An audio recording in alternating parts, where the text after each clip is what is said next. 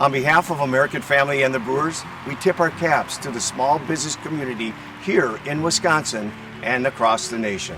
We've been here 65 years. It's a business that my dad and my uncle started.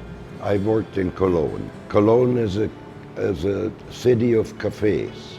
Cafes means bakeries, you know, fancy ones. That's how we started. I think they had that entrepreneurial spirit, which seems to be in the family now. When I was young, I always spent time in here checking things out, running around playing a little bit. And then I think as I got late into high school, I started to develop a passion for food. And from there, I worked in a couple restaurants. And at that point, I knew I wanted to go to culinary school. I went for baking and pastry, and that's when I realized I kind of wanted to carry on the tradition of the family. I'm a pastry chef. I run a business. I'm a mom, and that's it. That's enough.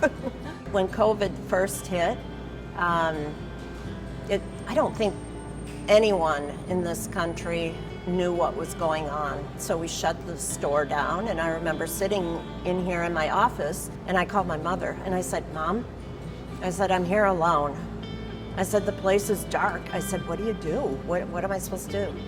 And she said, "Well, you just start over again." And I said, "Okay, I can do this."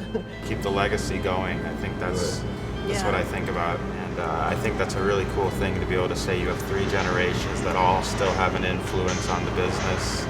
I feel like the Madison community is so locally focused. I think they were happy that we created a safe environment. We came up with the idea.